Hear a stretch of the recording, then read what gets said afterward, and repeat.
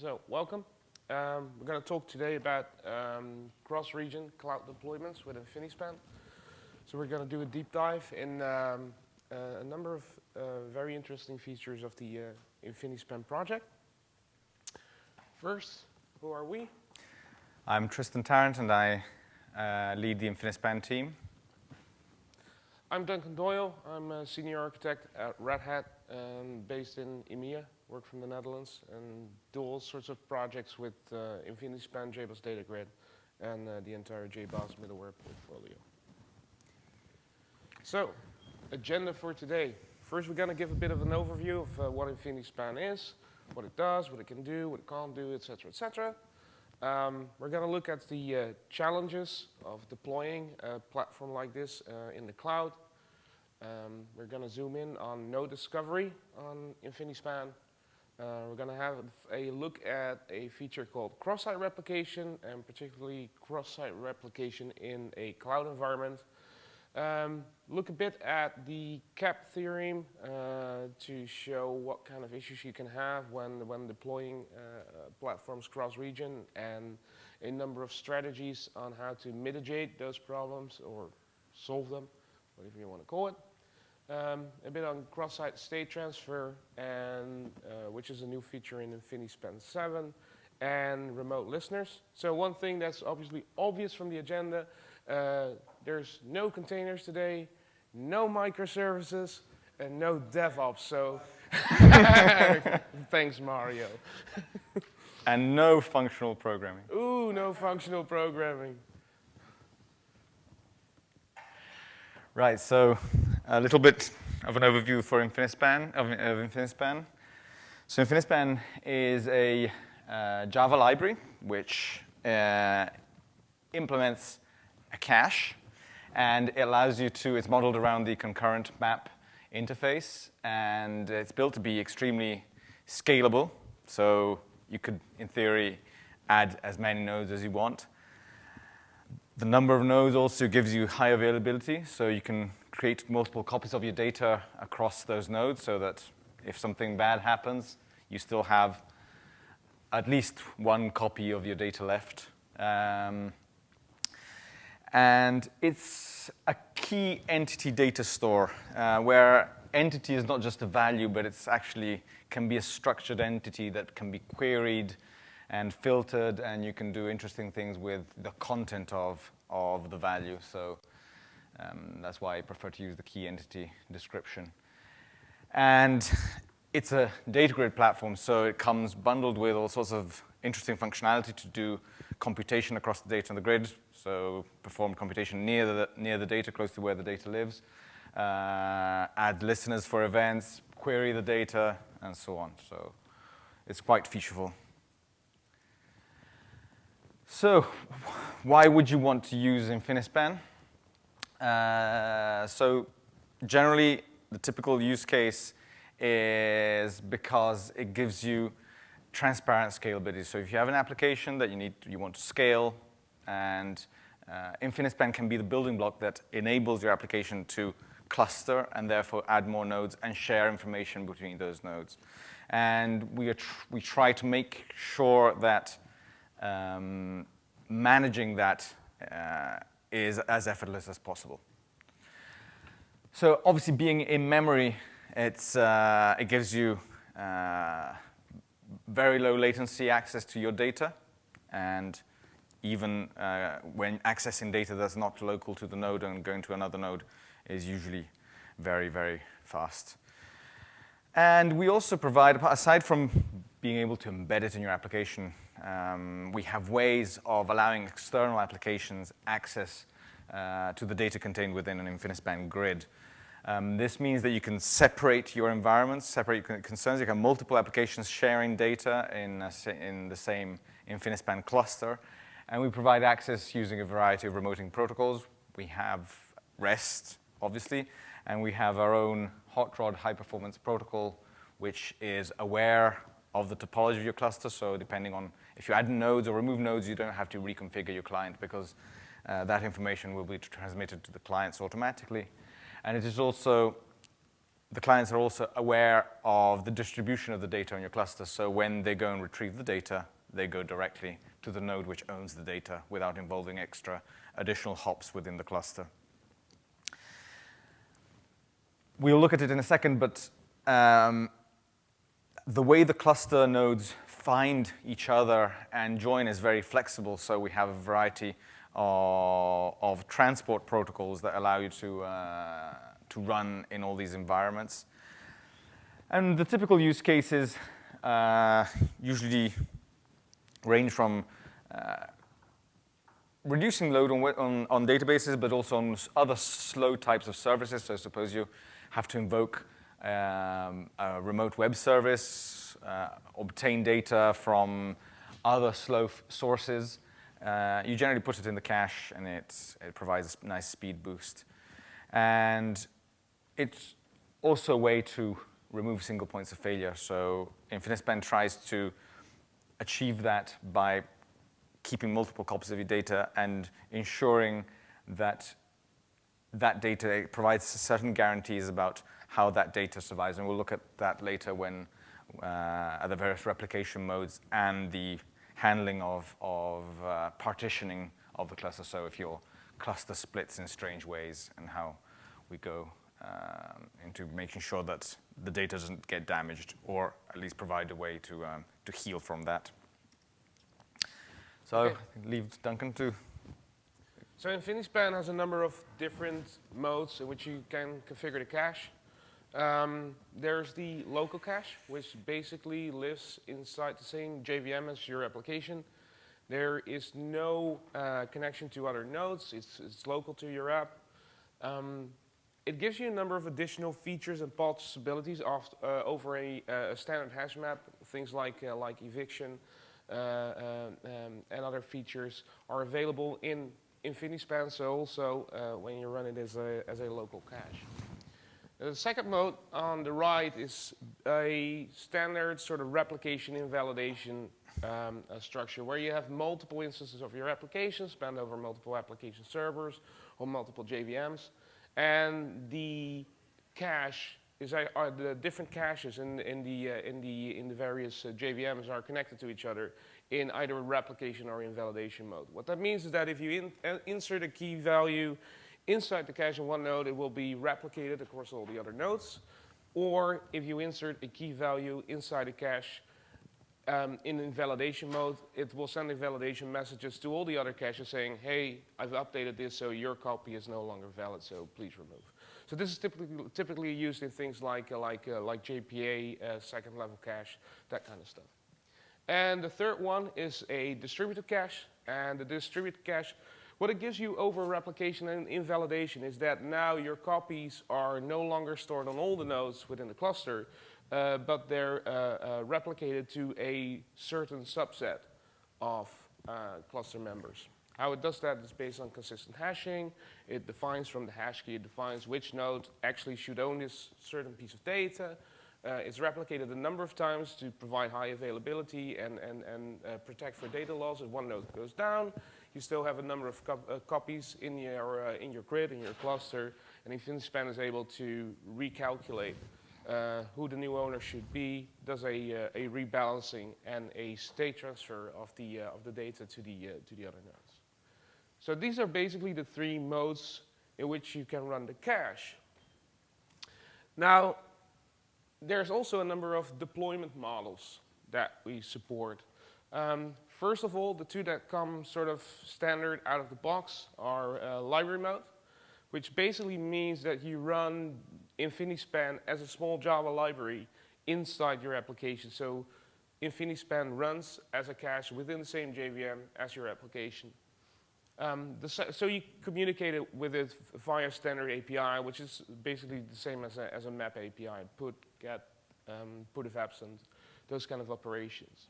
The second deployment model is the server mode, where the grid is actually deployed in a separate JVM or separate JVMs over your data center. Your application communicates with Infinispan via remoting protocol, as Tristan already said, something like REST or HotRod or what have you.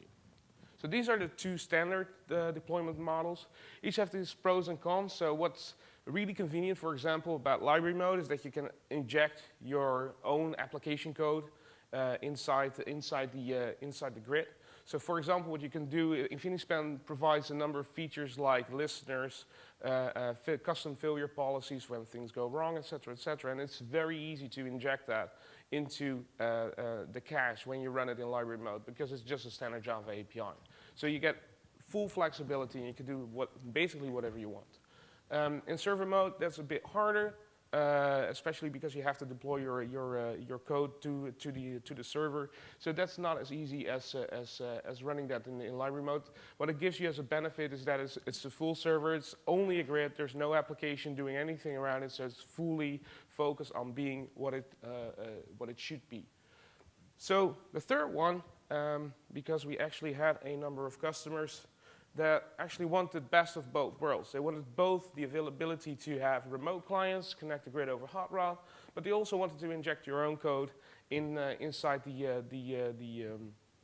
Infinispan cache. So, because everything is open source, you can actually look at how Infinispan does things. So we came up with a new sort of deployment model. Not everybody's very happy about that, but it's possible. I have to say this is not supported by Red Hat. We run library mode and server mode, so this is not supported, but it's something that you can do, and if you like to fiddle around with a bit of code.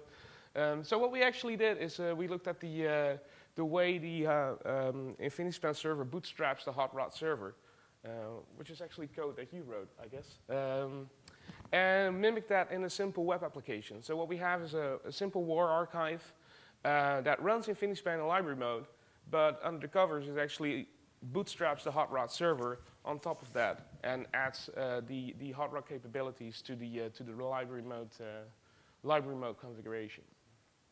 And I have to thank Tristan for coming up with the fantastic name Grafted Mode. Right, so how do, when we are deploying Infinispan in a local data center, we usually have all flexibility to choose our own network policy. We own the network, or at least our network administrator do, but we can have control over what's happening to our network, and we can choose the best types of protocols to find the other nodes. Generally, servers in such a situation are configured with static addresses, and it's very easy to configure discovery at the cluster level in such a way that it's faster and simpler to maintain. However, there's one of the key aspects of the clustering layer under Infinispan, which is JGroups, is that it implements a way to transmit data in a very fast way using UDP, but also provide all the extra guarantees that usually come with TCP. So things like reordering of messages, splitting payloads into chunks and reassembling them at the other side, and so on. So, however, one of the aspects is that not in a cloud environment where you're not really in control of how the network works, we have to do things a bit differently. Also, so doing things differently then means that when you want the elasticity of Infinispan in the cloud, the ability to add nodes at will, you're running a bit of a problem because you don't know the addresses of all the nodes in your cluster. So making sure that new nodes are discovered and added to your cluster is a bit trickier. And so obviously also when you stop a VM in the cloud and restart it again, it might not even have the same address it had before. So JGroups has a variety of ping protocols. Ping protocols are the discovery protocols which allow it to find other nodes. So the typical one you want to use, the most flexible one, which requires the least amount of configuration, is the mping discovery protocol, which uses multicast. It uses UDP multicast. And obviously, there are a variety of places where multicast is banned. I don't really quite get.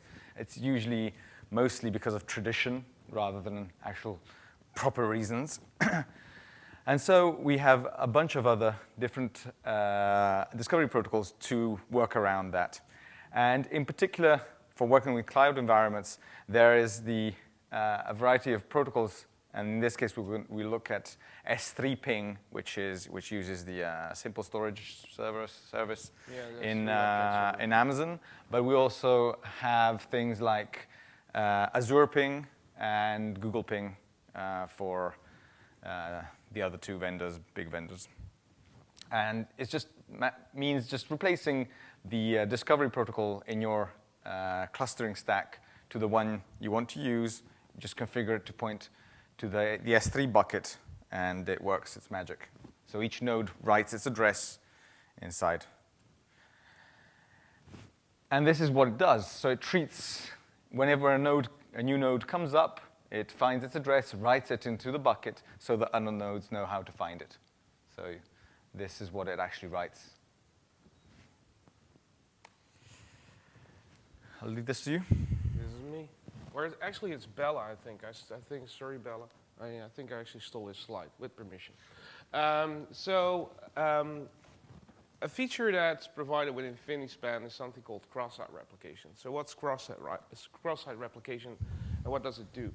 If you run a Infinispan cluster, you want to have, because of all the replication that's going on and communication between the nodes, you want to have low latency between these nodes. You want to have a high-speed transport, et cetera, et cetera. The problem starts when you sort of start to distribute a cluster geographically, where you're usually faced with high latency WAN lines, which give problems when you have to replicate your data over these nodes in various data centers.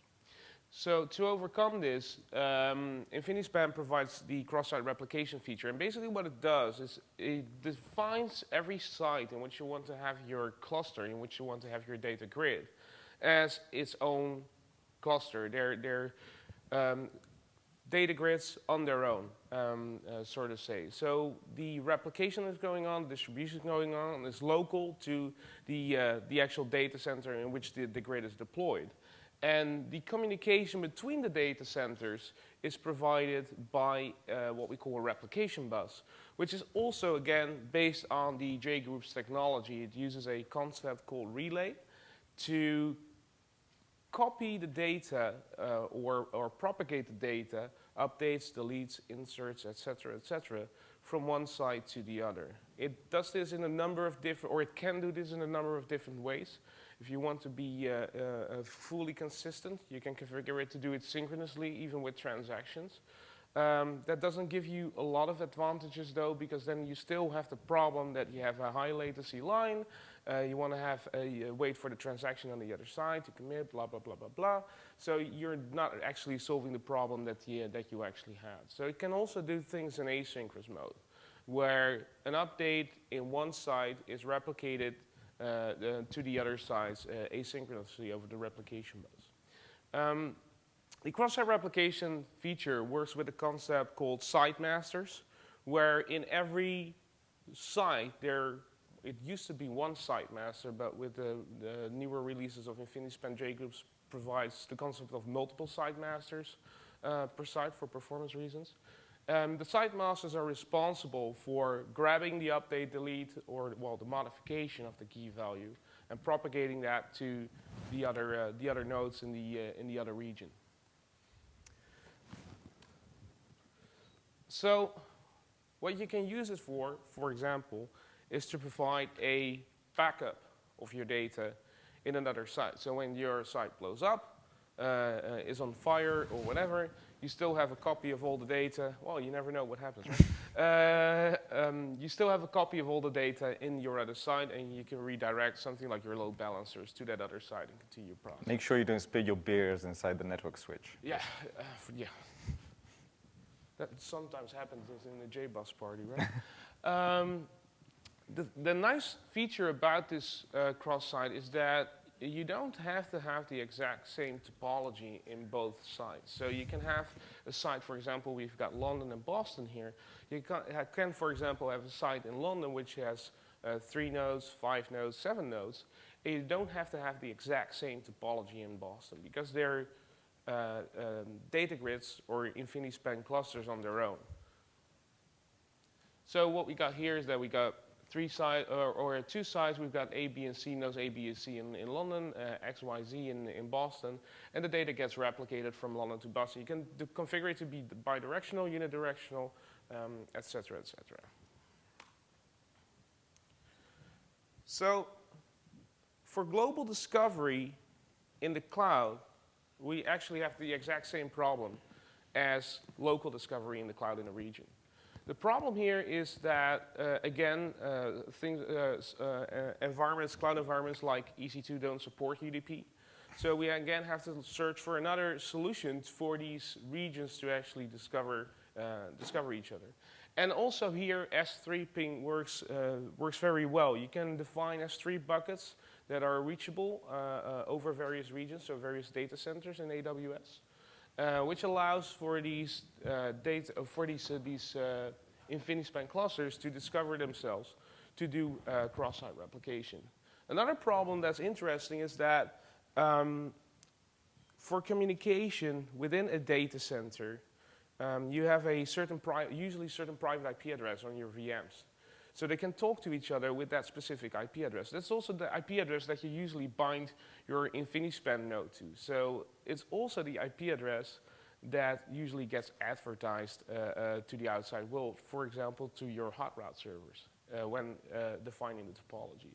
The problem here is that you can't reach those, so it uses those addresses for internal communication. The problem is you can't reach it from the outside world.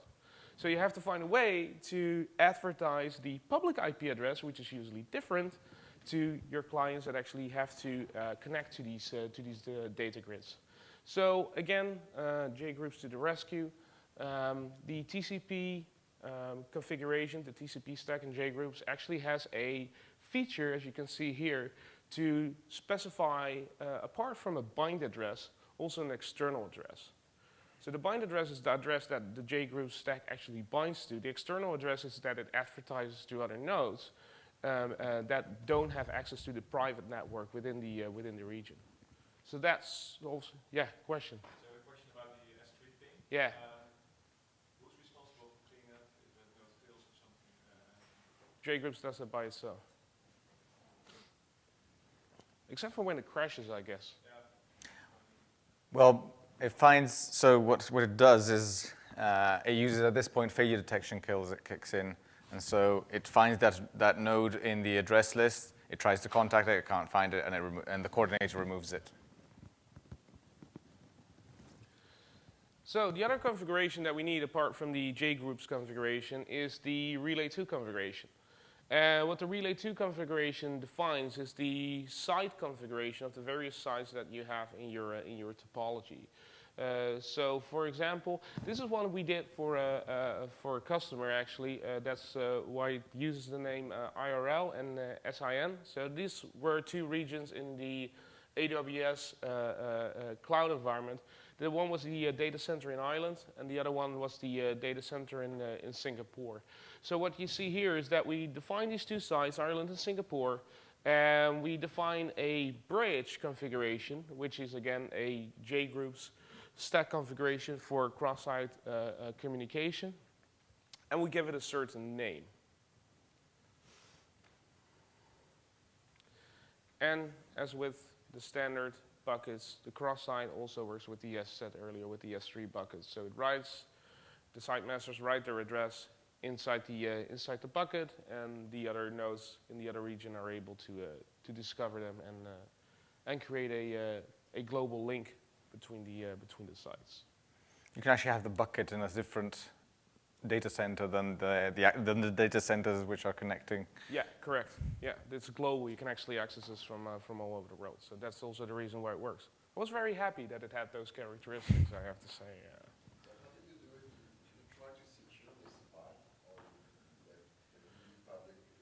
No. So if you look at the configuration for the buckets, you actually, where is it? You actually have a number of access keys that you need to actually access the bucket. So you have a secret key, you have a S3 access key, and a global location. So it's secured in that way.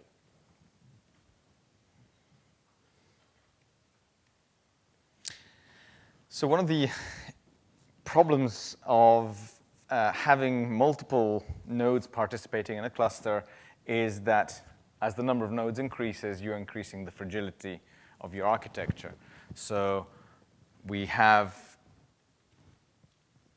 a local cluster with its local nodes. Okay, they have a nice local network. You might do things like network bonding to have multiple cards so that if switch fails, you have a backup. So you try to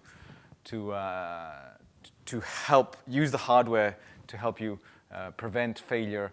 But the thing is that failure will always be something that you must always consider, both in the local cluster and when looking at the global cluster between sites. And so the CAP theorem, yet again, but this is in the context of also looking at the global aspect of it. So there are three, it's CAP because it has three aspects. So there's consistency, so it means that the data is consistent across your cluster.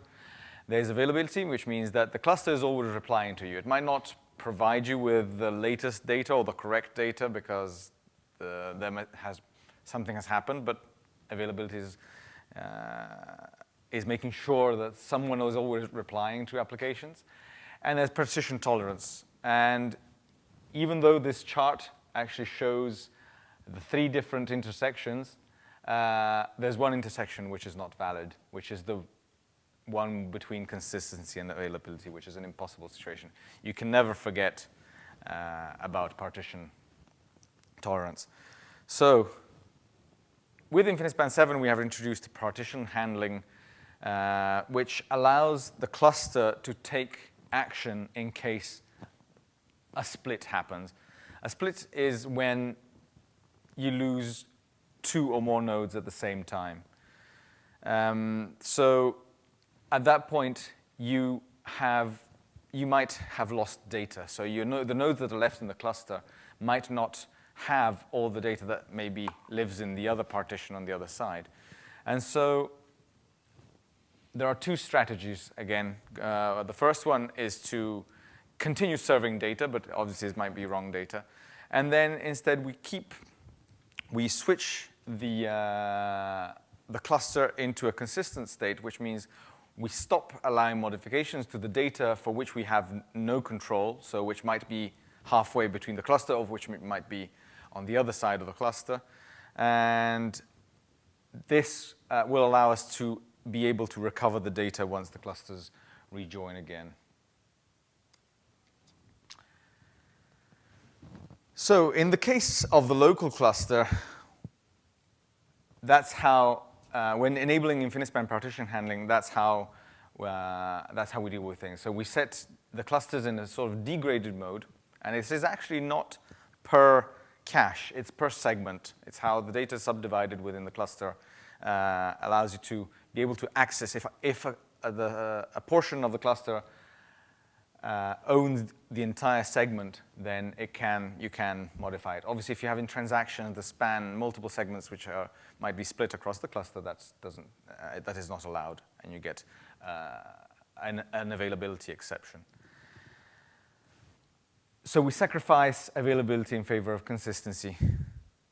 In the case of a global cluster, things are a bit trickier and, how can I say, less fluid. We have a way to detect failure between sites, and we can allow you to hook in your custom logic into that and decide what to do. So you can ignore, you can print a warning to log file, you can start failing, so you don't service any requests anymore, or you can provide your own custom class that does special things. So when you might want to, when one site goes down, you might want to tell your network balancer to switch over to the other site so that user applications are directed to the site that is still alive. Other uses for the custom failure policy is that you can record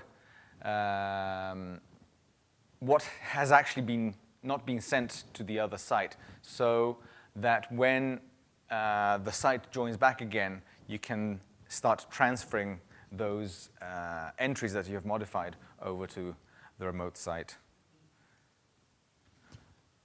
I'll leave CrossState Transfer to you. Okay, so Crosssite State Transfer is a new feature in Infinispan 7,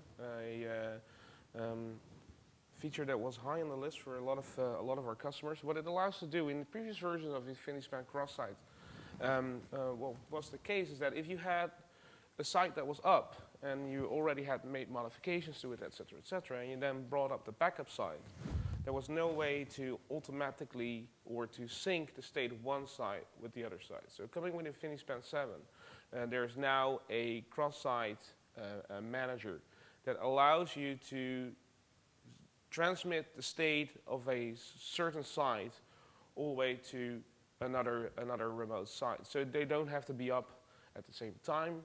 You can actually bring a site online and then transfer the entire state of one site to the other. That sounds very easy to implement. I've seen the JIRAs, and it's not.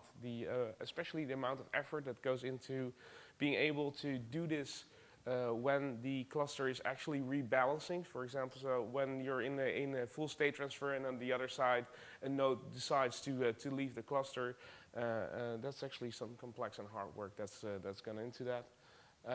It provides these operations, so it doesn't do this out of the box and automatically, because maybe it's actually not what you want, right? If you bring up a backup site, maybe you don't want to transfer your full 40 gigs of data over your line to the other side, or maybe you want to do it at night when cloud providers usually have cheaper rates, etc., etc.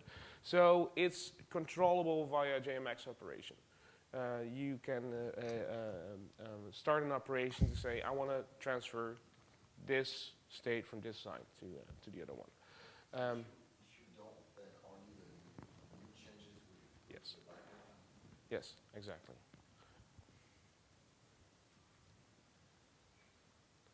Does the state transfer happen while also serving live clients on the That was one of the other JIRAs, I think. So you can keep the site fully operational, and when you press the state transfer button, you can keep serving your. It's also non-blocking in the sense that you can actually start using the remote site even though state transfer hasn't completed yet, because if you're requesting a key that's not there, we'll go and fetch it from the original site. So you don't have to wait until state transfer is complete before you can start using that cache. So it's actually more than just a copy operation. I think that's the message here. Remote listeners over HotRod, also a much requested feature because it allows a number of other architectures and other functionalities to be implemented, especially things like near caching. So what that does is that you can now, listeners have always been there in Infinispan, so you could get notified on updates and deletes and inserts, etc., etc. But that only worked when you were running this in library mode and when you actually had connected your own listener written in Java to Infinispan. In Infinispan 7, you can now attach listeners to the cluster over the HotRod protocol. And what that means is that now you can get remote events for stuff that happens inside the cluster. You can configure it to include the full current state of the cluster when the listener is attached.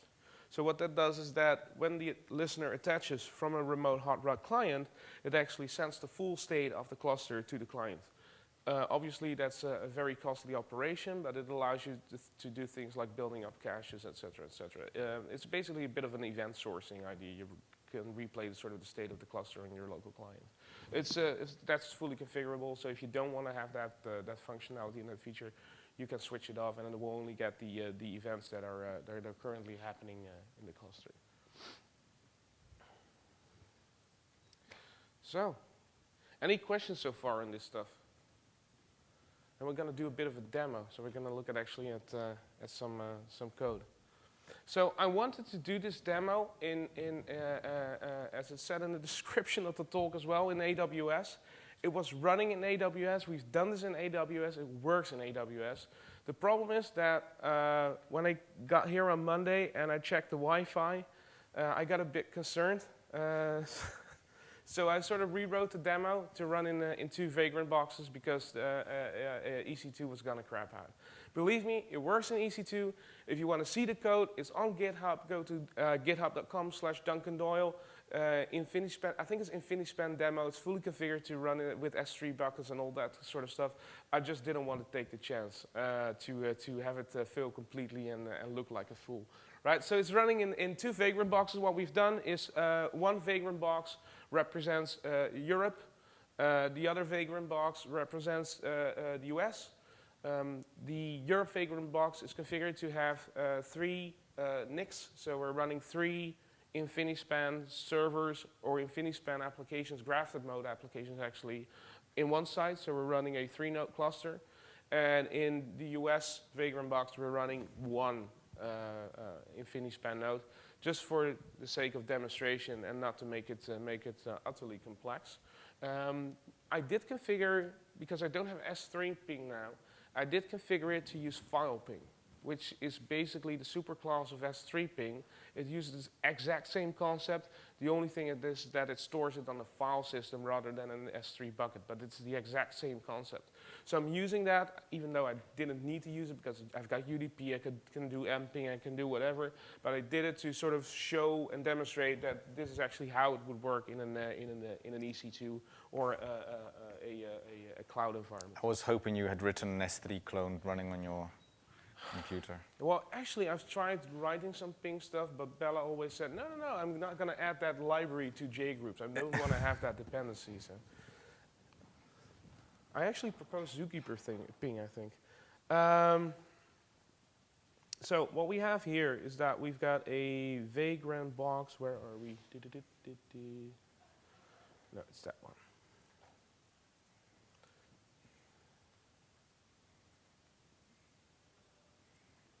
Zoom in. Sorry? Zoom in, please. Yep. Gonna zoom. So this starts node 2. Where's node 1? There's node 1.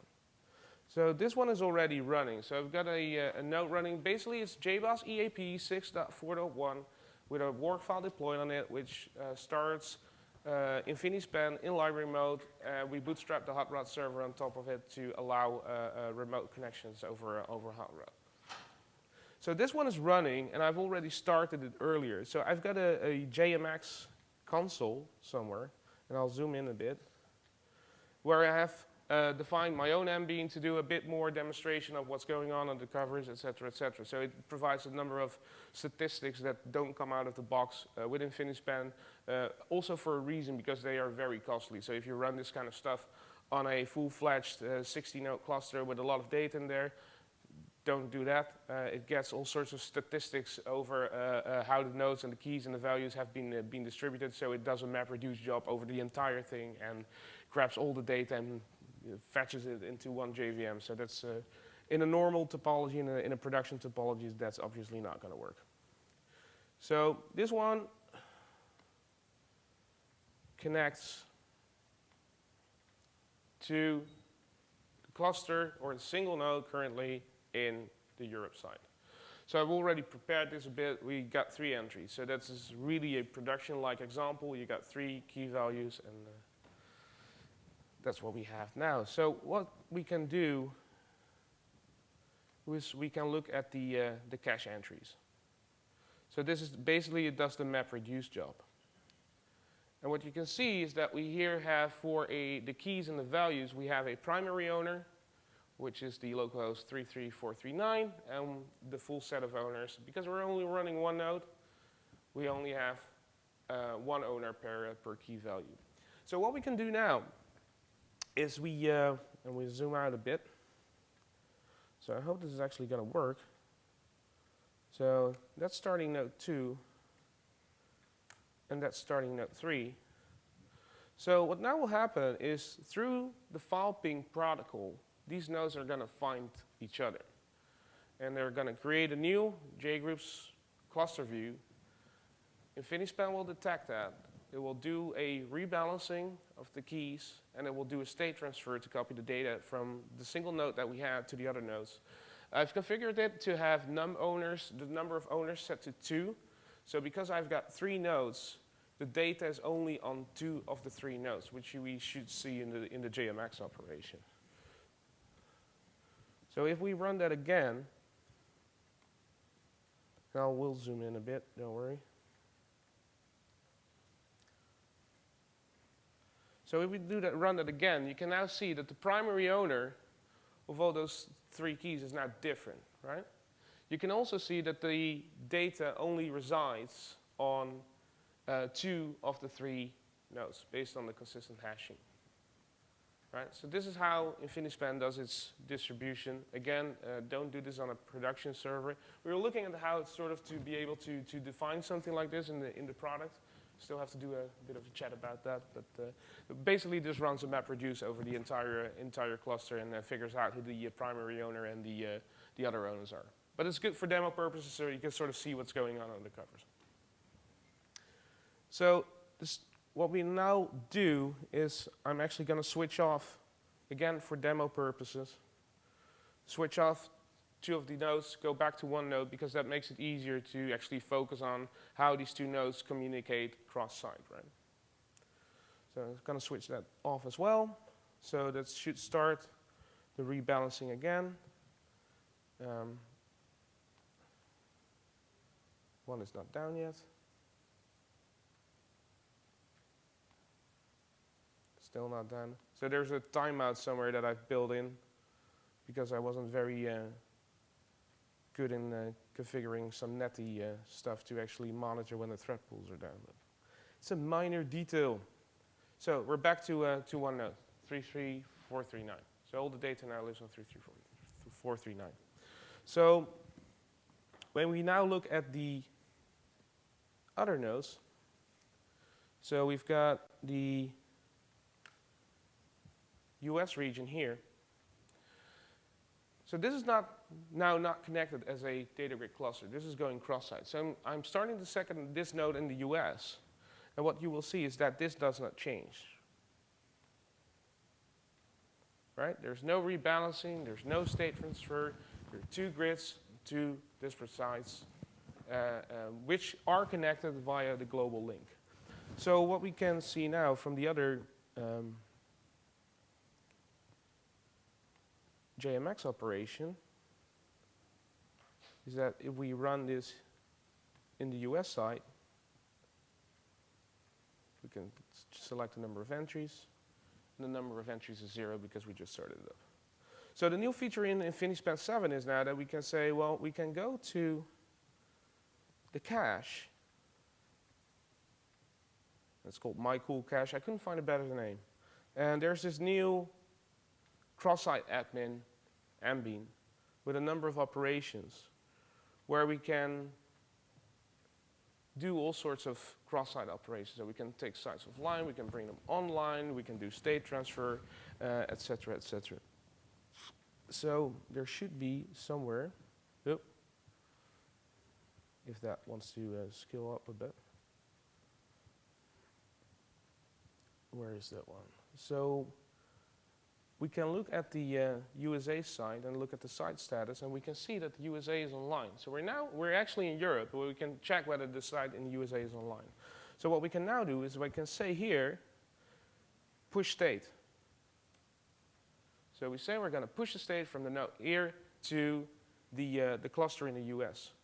That operation has completed, and when we now go back to the other side, we can see that the number of entries now is 3. So it did a state transfer from the region in Europe to the region in the US, doing cross-site. And now operations will be replicated. Operations will now be replicated. So what we can do is that I've got a number of... so I'm very bad at building UI, so apologies for that. I'm going to ask Burr for my speech next year to create me this whole nice thing with full-fledged UIs and all that kind of stuff. I'm a middleware guy, right? So I don't only touch Java and XML. And when it starts to go to JavaScript, I get scared and I run away screaming. So we can do, this is basically a HotRod client. So you can do a put and a get and all that kind of stuff. So this will do a put in the Europe side.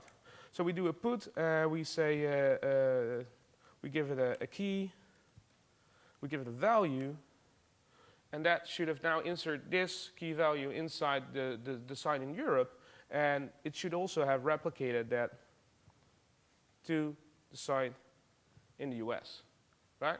So that's pretty neat. It now keeps sync. It stays in sync with the sites because they're all online. What will happen now is because we defined a custom failure policy, and I'll show some of the configuration later. There's now a custom failure policy defined in both of the sites. What we also did is we checked into the Relay 2 configuration of JGroups, and we added a listener to the Relay 2 stack to get notified when sites go up and when sites go down.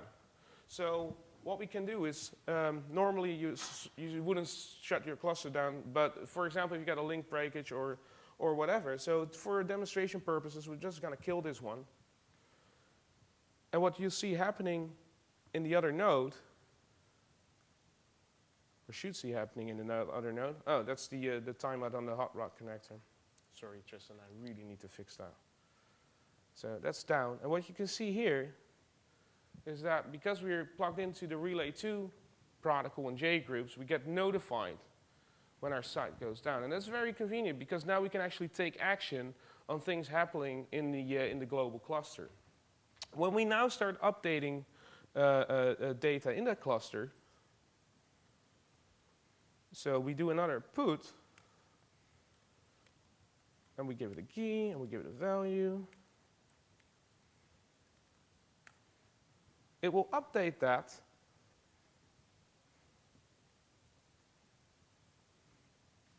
But we also now get notified that Infinispan was unable to send that update to the remote site because it's down. Right? We implemented also the custom failure policy also has an MBean that allows you to actually see what the failures were per remote site. So you can see here that I had a key and a value, that it was a put operation for Crosssite with a key and a value. So what we're actually doing here, and every failure that we got a custom failure policy. So when we now do an update to a site that's no longer aligned, we can't communicate it with it, we actually keep track of all these updates. And what you can then implement is, because we're hooking into the Relay 2 configuration, you get notified when the site's back online, and you can implement your own policy to say, well, I now want to transmit all that data from this site to the other site, or whatever your application wants, because we can't predict what your functionality is. Maybe you don't want that, maybe you just want to log it, maybe you have other things that you need to do with this kind of data, but it gives you the flexibility to plug into this stuff and actually solve or mitigate the problem that CAPS gives you, that you can stay available and you can implement your own policy to reach the consistency level that you actually want to have. So, as a last thing, what we can also do now, and what we can see, is that when we go back to the US, we start that site again.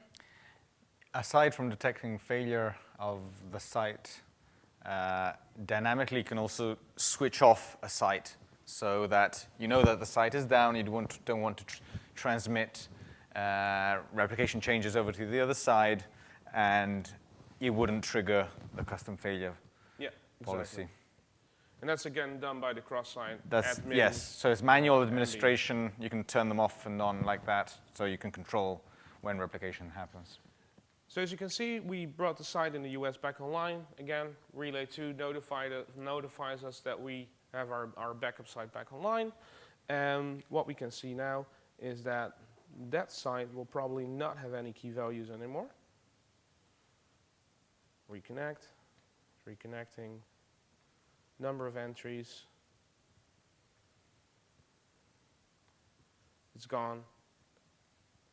And in that case, we can say, well, our failure policy for this demo is actually that we want to push the state again. Says OK. Now we're back in sync. So how does all this work? As a final note, just to show some code, we had the Relay 2 configuration here between the US and Europe, which uses the JGroups global configuration. The JGroups global configuration, which is, who's actually ever seen a JGroups configuration file? Scary, right? So it's terrifying. So what we can see here is that we're actually using using file ping under the covers. Someone used the word obscene once. It's a good description. So we're actually using file ping, and we write the site addresses to a temp location, which is basically a shared folder between the two VirtualBox environments. So we're using the host shared folder to communicate that from one site to the other. So that's how we do that. Now we've got the standard JGroups configuration, which is for the inter-site communication, also uses file ping, also with a temporary directory within the box. The Infinispan configuration contains a configuration that you want to have your backups. So that's where you define your backups. You define which site you want to back up to. So this is a property, so I can use the same configuration all over the place. You can here define your failure policy, which in this case is custom, with a, well, in this case, a simple cross-site failure policy. And the last bit that we've done is that we have implemented a route status listener, which plugs into JGroups, into the Relay 2 channel of JGroups, to capture the events of when sites come up and when sites go down.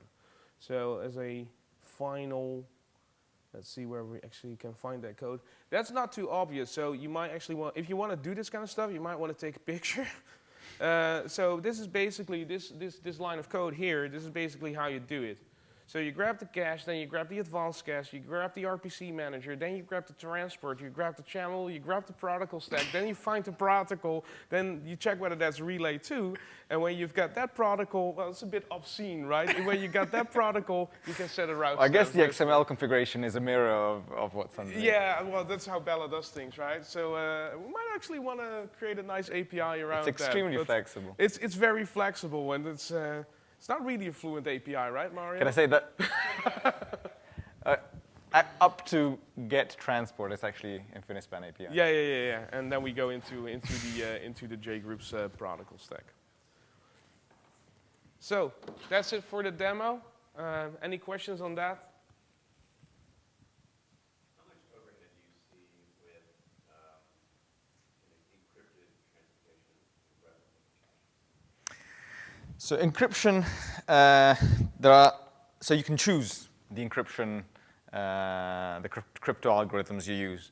So it's really just that. So there's not much extra on top of that. So depending on if you choose Blowfish or whatever DSA or RSA or whatever kind of crypto algorithm and what kind of padding and so on, that's what determines it, not more than that. So your choice is based on that. So you decide whether you want to have higher security and lower performance or lower security and higher performance. So my general recommendation, and I will be giving a talk tomorrow about Infinispan, JBoss Data Grid security, where I'll go into detail, is that if you really care about performance and security, you should have a dedicated network. So you should configure security by using physical security. So in the data center, have a dedicated NICs, dedicated switches, dedicated connections. And if you are obviously across the world, a VPN that's generally the best approach. Get hardware to help you. But obviously, we can configure it in software, and that's the overhead. I think some tests have a performance penalty of, I think within the test suite, we have a performance penalty of about 20%. But I can't remember exactly what crypto algorithms are being used in that one, so it's a bit pointless me saying that. Welcome. Any other questions? No? Well, thanks very much for attending the talk, and enjoy the rest of the conference. Thank you.